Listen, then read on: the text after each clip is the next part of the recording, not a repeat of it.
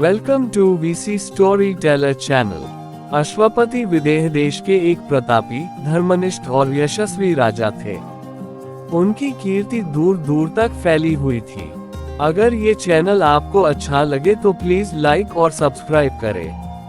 प्रजा उन्हें न्यायप्रिय, करुणामय और विद्वान शासक के रूप में जानती थी। राज्य में धन धान्य की कोई कमी नहीं थी, प्रजा सुखी थी, शत्रु परास्त थे। परंतु इन सब उपलब्धियों के बावजूद राजा अश्वपति के हृदय में एक गहरा शून्य था। उन्हें संतान सुख प्राप्त नहीं हुआ था। राजमहल के विशाल प्रासाद, सोने चांदी से जड़े सिंहासन और उत्सवों की चकाचौंध भी उस खालीपन को भर नहीं पाती थी। जब वे राजसभा में बैठते और अन्य राजाओं को अपने पुत्रों के साथ आते देखते, तब उनका मन मौन पीड़ा से भर उठता। रात के एकांत में जब महल की दीपशिखाएं मंद हो जाती, तब अश्वपति का दुख और भी स्पष्ट हो जाता।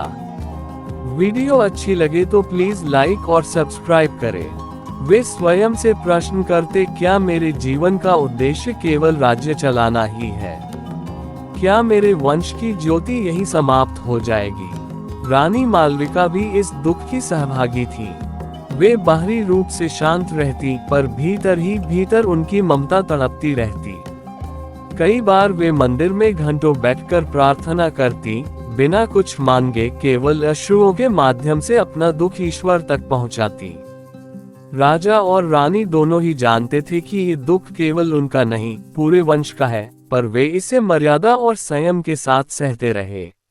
समय बीतता गया। अनेक यज्ञ, दान और ब्राह्मणों से परामर्श के बाद भी जब कोई परिणाम नहीं निकला, तब अश्वपति ने अपने भीतर झांकने का निश्चय किया। उन्होंने समझा कि शायद ये दुख उन्हें किसी गहरे आध्यात्मिक मार्ग की ओर ले जाने के लिए आया है। उन्होंने राजकार्य योग्य मंत्रियों को सौंप दिए और स्वयं तपस्या का मार्ग चुना। वन में जाकर उन्होंने कठोर व्रत धारण किया। दिन रात सूर्य की उपासना करते हुए उन्होंने अपने शरीर को कष्ट दिया, पर मन को स्थिर रखा।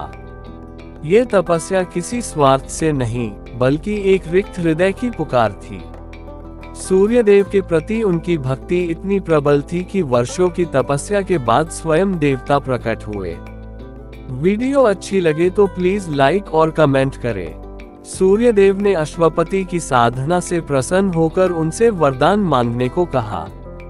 उस क्षण राजा के मन में कोई सांसारिक लालसा नहीं थी। उन्होंने केवल इतना कहा कि उन्हें ऐसी संतान प्राप्त हो जो ज्ञान, धर्म और करुणा से परिपूर्ण हो, जो केवल उनके वंश को ही नहीं, बल्कि समस्त मानवता को प्रकाश दे। ये सुनकर सूर्यदेव ने उन्हें वरदान दिया और कहा कि शीघ्र ही उनके घर एक महान आत्मा जन्म लेगी। कुछ समय बाद रानी मालविका ने गर्भ धारण किया। महल में आनंद का वातावरण छा गया, पर इस आनंद में भी एक गंभीर शांति थी। ये केवल संतान प्राप्ति का सुख नहीं था, बल्कि वर्षों के दुख, धैर्य और तपस्या का फल था। जब राजकुमारी सावित्री का जन्म हुआ, तब अश्वपति की आंखों में आंसू थे, पर ये आंसू दुख के नहीं, कृतज्ञता के थे।